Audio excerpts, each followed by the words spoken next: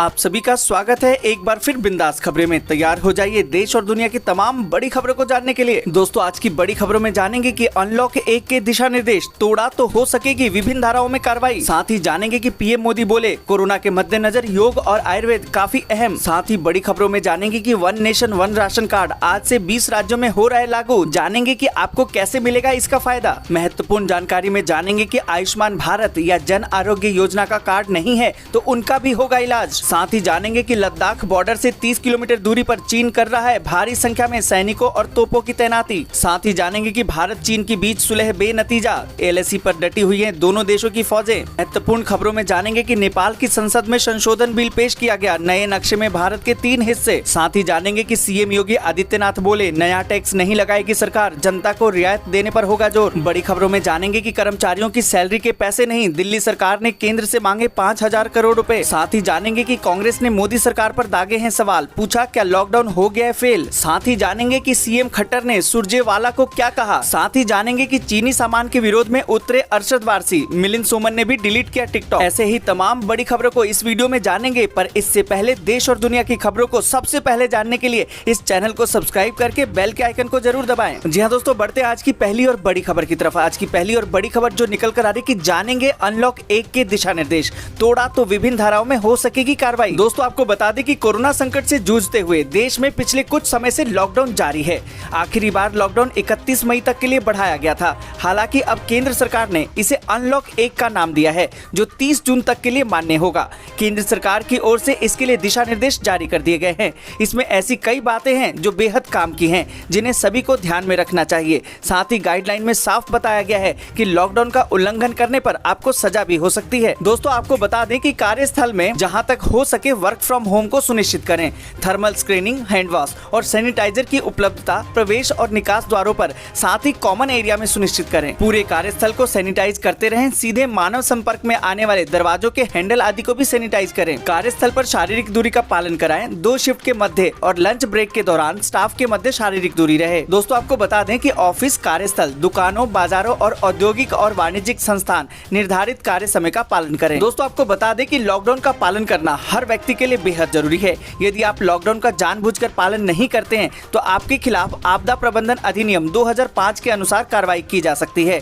अधिनियम की धारा 51 से लेकर 60 के बीच बताया गया है कि यदि आप लॉकडाउन का उल्लंघन करते हैं या फिर अधिनियम के प्रावधानों का उल्लंघन करते हैं तो आपके खिलाफ कार्रवाई की जा सकती है। दोस्तों, आपको बता दें कि बाधा पहुंचाने के लिए सजा गृह मंत्रालय द्वारा जारी निर्देशों में बताया गया है कि इस अधिनियम के तहत केंद्र सरकार या राज्य सरकार अथवा संबंधित प्राधिकरण के निर्देशों का पालन नहीं करेंगे या अधिकारियों और कर्मचारियों के कार्य में बाधा डालने की कोशिश करेंगे तो 1 साल की जेल या जुर्माना या दोनों के साथ आपको दंडित किया जा सकता है। आपको बता दें कि कोई व्यक्ति किसी तरह का लाभ प्राप्त करने के लिए झूठा दावा करता है तो उसे अधिकतम 2 साल की जेल हो सकती है और जुर्माना भी लगाया जा सकता है। यदि कोई व्यक्ति आपदा से जुड़ी हुई किसी असत्य चेतावनी को फैलाता है तो उसे 1 साल की सजा और जुर्माना हो सकता है। किसी सरकारी विभाग द्वारा अपराध होता है तो उस विभाग के प्रमुख को दोषी माना जाएगा और उसके खिलाफ कार्रवाई हो सकती है। हालांकि यदि वह साबित कर देता है कि अपराध उसकी जानकारी के बिना हुआ है और इसमें उसका कोई योगदान नहीं है तो वह बच सकता है। ड्यूटी निभाने में विफल या अधिनियम के उल्लंघन पर मिलीभगत करने पर यदि किसी अधिकारी द्वारा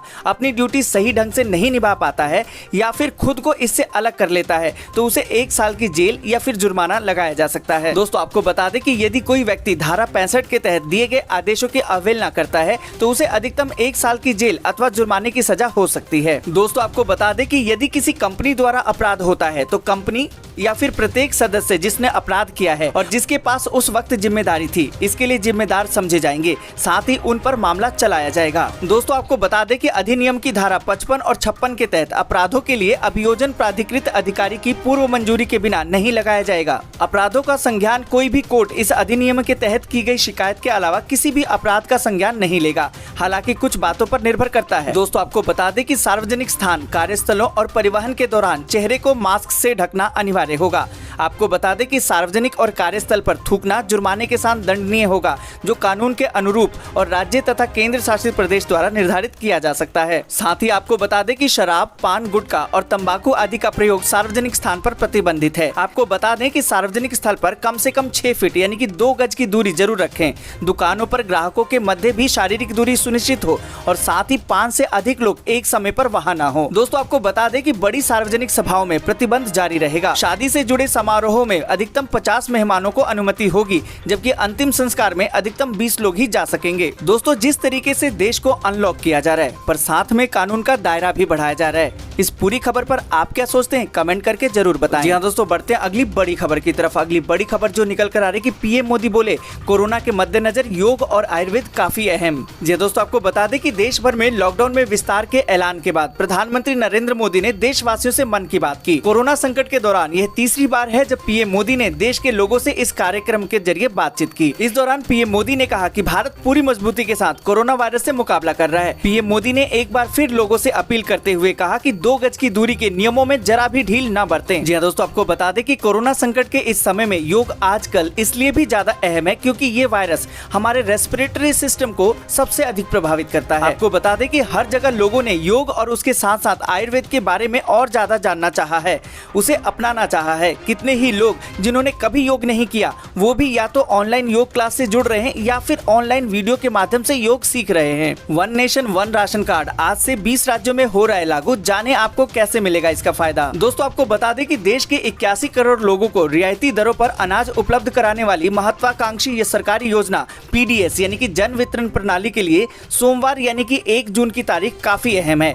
इस दिन देश के 20 राज्यों और केंद्र शासित प्रदेशों में one nation one ration card की व्यवस्था लागू हो जाएगी। वित्त मंत्री निर्मला सीतारमण ने हाल में 20 लाख करोड़ रुपए का राहत पैकेज घोषित करते समय इस बात का जिक्र किया था। उन्होंने कहा था कि मार्च 2021 तक देश के सभी राज्यों में यह व्यवस्था लागू हो जाएगी। आपको बता दें कि कोरोना संकट के इस काल में one nation one ration card की योजना काफी अहम साबित होने वाली है। इससे देश के प्रवासी मजदूरों को दूसरे राज्यों में कम रेट पर अनाज मिल जाएगा। केंद्र सरकार की इस महत्वाकांक्षी योजना के तहत पीडीएस लाभार्थियों को चिन्हित किया जाएगा। लाभार्थियों को आधार कार्ड पर इलेक्ट्रिक पॉइंट ऑफ सेल यानी कि पीओएस से इस योजना का लाभ मिल सकेगा। भारत में एक दिन में सबसे ज्यादा 8,380 मामले सामने आए। मृतकों की संख्या हुई 5,164। दोस्तों आपको बता दें कि बढ़ते कोरोना संक्रमण के बीच देश को फिर से पटरी पर लाने के लिए केंद्र सरकार ने 68 दिनों की बंदी के बाद चरणबद्ध तरीके से लॉकडाउन खोलने का ऐलान कर दिया है। लेकिन कोरोना संक्रमण के मामले लगातार बढ़ते जा रहे हैं। कोरोना वायरस के कारण देश में पिछले 24 घंटे में 193 लोगों की मौत हो गई। इसी के साथ इस घातक बीमारी से मरने वाले लोगों की संख्या बढ़कर 5,164 हो गई है। एक दिन में संक्रमण के अब तक के सर्वाधिक 8,380 नए मामले सामने आए हैं, जिसके बाद संक्रमित मरीजों की संख्या बढ़कर 1,82,143 हो गई है। केंद्रीय स्वास्थ्य मंत्रालय ने इसकी जानकारी दी है। जिनके पास नहीं है आयुष्मान भारत या जन आरोग्य योजना का कार्ड, उनका भी होगा इलाज। या दोस्तों आपको बता दें कि उत्तर प्रदेश सरकार ने एक बार फिर से गरीब मजदूरों की मदद करने के लिए बड़े स्तर पर राहत का काम शुरू किया है। योगी सरकार ने निराश्रित व्यक्तियों के खाना और समुचित इलाज मुहैया कराने का फैसला किया है। प्रदेश के अतिरिक्त मुख्य सचिव गृह अवनीश अवस्थी ने मुख्यमंत्री की घोषणाओं की जानकारी देते हुए बताया कि प्रदेश में जिन निराश्रित व्यक्तियों के अभी तक राशन कार्ड नहीं बने हैं, उन्हें राशन के लिए 1,000 रुपए दिए जाएंगे। राशन के लिए यह मदद ग्राम पंचायत उपलब्ध करवाएगी। साथ ही उनका राशन कार्ड बनवाने की जल्द व्यवस्था की जाएगी। दोस्तों आपको बता दें कि राज्य में कोई भी निराश्रित व्यक्ति इलाज के अभाव से परेशान न हो, इसके लिए निराश्रितों के समुचित उपचार की व्यवस्था करने के निर्देश दिए गए हैं। किसी भी निराश्रित व्यक्ति के गंभीर रूप से बीमार होने पर यदि उसके पास आयुष्मान भारत योजना या फिर मुख्यमंत्री जन आरोग्य योजना का कार्ड नहीं है तो उसे फौरन मदद के तौर पर 2,000 रुपए की आर्थिक सहायता दी जाएगी। लद्दाख बॉर्डर से 30 किलोमीटर की दूरी पर चीन कर रहा है भारी संख्या में सैनिकों और तोपों की तैनाती। जी दोस्तों आपको बता दें कि लद्दाख में भारत चीन विवाद को हल करने के लिए बातचीत के माध्यम से प्रयास चल रहे हैं। इस बीच चीनी सेना वास्तविक नियंत्रण रेखा यानी कि LAC के पास सैन्य शक्ति के निर्माण में जुटी हुई है। वे नियंत्रण रेखा के पास भारी संख्या में तोपों और पैदल सेना को तैनात कर रही है, जिसे कुछ ही घंटों में भारतीय क्षेत्र के पास तैनात किया जा सकता है। जी हाँ दोस्तों आपको बता दें कि भारतीय और चीनी पक्ष पूर्वी लद्दाख क्षेत्र में सभी स्थानों पर बटालियन और ब्रिगेड स्तर पर एक दूसरे से बात कर रहे हैं, जिसका अभी तक कोई परिणाम नहीं निकला है। सूत्रों का कहना है कि चीनी जिन स्थानों पर थे किसी भी पोजीशन से पीछे नहीं हटे हैं। विभिन्न स्थानों पर भारतीय और चीनी सैनिकों के बीच लगातार आमना सामना हो रहा है। नेपाल की संसद में संशोधन बिल पेश, नए नक्शे में भारत के 3 हिस्से। जी दोस्तों, आपको बता दें कि भारत और नेपाल के बीच विवाद थमता नजर नहीं आ रहा। नेपाल सरकार ने नए राजनीतिक नक्शे के संबंध में संविधान संशोधन बिल अपनी संसद में पेश किया है। नेपाल की कानून मंत्री शिवमाया तुम्बा हम्फे ने नए नक्शे के संबंध में संसद में बिल पेश किया। नेपाल के इस नए नक्शे में भारत के काला पानी, लिपुलेख और लिम्पियाधुरा को भी शामिल किया गया है। सीएम योगी आदित्यनाथ बोले, नया टैक्स नहीं लगाएगी सरकार, जनता को रियायत देने पर है जोर। ये दोस्तों, आपको बता दें कि मुख्यमंत्री योगी आदित्यनाथ ने कहा कि कोरोना आपदा से लड़खड़ाई उत्तर प्रदेश की अर्थव्यवस्था अब फिर से पटरी पर आ रही है। प्रदेश में आर्थिक गतिविधियां तेजी से आगे बढ़ रही हैं और अप्रैल की तुलना में मई में हमें अच्छा राजस्व मिल रहा है। कोरोना संकट के दौरान केंद्र सरकार की ओर से घोषित आर्थिक पैकेज का सबसे ज्यादा लाभ उत्तर प्रदेश को मिला है। जी हाँ दोस्तों, आपको बता दें कि सरकार लॉकडाउन के कारण हुए वित्तीय नुकसान की भरपाई के लिए जनता पर कोई नया टैक्स नहीं लगाएगी, बल्कि उसे और राहत देने की कोशिश कर रही है। यूपी की गाइडलाइन, अब 3 शिफ्ट में 100% खुलेंगे सरकारी दफ्तर। दोस्तों, आपको बता दें कि कोरोना वायरस से निपटने के लिए देश में एक बार फिर से लॉकडाउन लागू कर दिया गया है। लॉकडाउन 5 की गाइडलाइन सरकार ने जारी कर दी है। कंटेनमेंट जोन के बाहर सरकार की ओर से चरणबद्ध तरीके से छूट दी गई है। कंटेनमेंट जोन के बाहर पूरी तरह से छूट रहेगी। ये गाइडलाइंस 1 जून से 30 जून तक के लिए जारी किया गया है। इसी के साथ यूपी में सभी सरकारी कार्यालयों के लिए अब आदेश यह है कि 100% हाजिरी के साथ दफ्तर खुलेंगे। जी हाँ दोस्तों, आपको बता दें कि यूपी में सरकारी कार्यालय 100% हाजिरी के साथ खोले जाने की गाइडलाइंस जारी की गई है, लेकिन इसके साथ एक शर्त यह भी है कि काम का धर्रा पहले से बदला होगा। गाइडलाइंस के मुताबिक कार्यालय अब 3 पालियों में खुलेंगे। पहली पाली सुबह 9 बजे से लेकर 5 बजे तक की होगी, दूसरी पाली 10 बजे से 6 बजे तक की और तीसरी 11 बजे से 7 बजे तक की होगी। ऐसा इसलिए किया गया है कि ताकि दफ्तरों में भीड़ ना हो और स्टाफ सोशल डिस्टेंसिंग का पूरा पालन कर सके। कर्मचारियों की सैलरी के पैसे नहीं, दिल्ली सरकार ने केंद्र से मांगे 5,000 करोड़ रुपए। जी हाँ दोस्तों, आपको बता दें कि कोरोना वायरस की महामारी से जूझ रही दिल्ली की सरकार के सामने अपने कर्मचारियों को वेतन देने का संकट उत्पन्न हो गया है। दिल्ली सरकार ने केंद्र सरकार से 5,000 करोड़ रुपए की सहायता तत्काल देने की मांग की है, ताकि कर्मचारियों को वेतन दिया जा सके। उप मुख्यमंत्री मनीष सिसोदिया ने इस बारे में प्रेस कॉन्फ्रेंस करके जानकारी दी। वहीं दिल्ली के मुख्यमंत्री अरविंद केजरीवाल ने ट्वीट करके कहा कि केंद्र सरकार से निवेदन है कि आपदा की इस घड़ी में दिल्ली के लोगों की मदद करें। मनोज तिवारी का पलटवार, क्या विज्ञापन खर्च के लिए केंद्र से पैसे मांग रही है आप सरकार? दोस्तों, आपको बता दें कि मनोज तिवारी ने ट्वीट करके सीएम अरविंद केजरीवाल से पूछा है कि क्या आप विज्ञापन खर्च के लिए पैसे मांग रहे हैं? 40 घंटे से आपके खर्च के हिसाब के इंतजार में हूं। जी हां दोस्तों, आपको बता दें कि मनोज तिवारी ने कहा कि केंद्र ने 690 करोड़ जनधन खाते में डाले, 836 करोड़ मुफ्त में सिलेंडर दिए, 243 करोड़ दिव्यांग विधवा महिलाओं और वरिष्ठ नागरिकों को दिए। साथ ही राजधानी में 768 करोड़ रुपए के राशन बांटे गए जो आप नहीं बांट पाए। कांग्रेस ने मोदी सरकार पर दागे सवाल, पूछा क्या लॉकडाउन हो गया है फेल? दोस्तों, आपको बता दें कि रविवार को कांग्रेस पार्टी के प्रवक्ता रणदीप सिंह सुरजेवाला ने ट्वीट करके कहा कि 4 लॉकडाउन पूरे होने के बावजूद कोरोना वायरस के मरीजों की संख्या में तेजी से इजाफा हो रहा है। रविवार को एक दिन में रिकॉर्ड सबसे ज्यादा 8,380 कोरोना वायरस के मामले सामने आए। इसके साथ ही देश में कोरोना वायरस के मरीजों की संख्या बढ़कर 1,82,490 तक पहुँच गई है। इस दौरान कांग्रेस प्रवक्ता रणदीप सिंह सुरजेवाला ने मोदी सरकार पर कई सवाल दागे। उन्होंने कहा कि सोमवार से लॉकडाउन 5 शुरू हो रहा है। अब मोदी सरकार की रणनीति क्या है? क्या लॉकडाउन फेल हो गया है? क्या मोदी सरकार के पास कोरोना वायरस से निपटने के लिए ब्लूप्रिंट है? क्या आर्थिक संकट से बाहर निकलने के लिए कोई योजना है?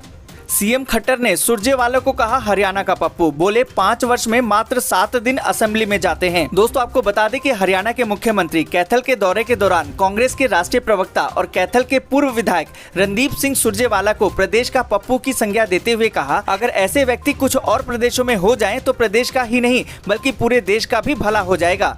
खट्टर ने सुरजेवाला के अनुभव पर उंगली उठाते हुए कहा, जो आदमी 5 वर्ष में मात्र 7 दिन असेंबली में जाता हो तो 15 वर्षों में उसका अनुभव मात्र 21 दिन का रहा होगा। उन्होंने तंज कसते हुए सुरजेवाला को प्रदेश का पप्पू बताते हुए कहा, अगर ऐसे कुछ व्यक्ति कुछ और प्रदेशों में हो जाएं तो प्रदेश का ही नहीं बल्कि पूरे देश का भला हो जाएगा, क्योंकि एक देश का पप्पू है और दूसरा प्रदेश का पप्पू है।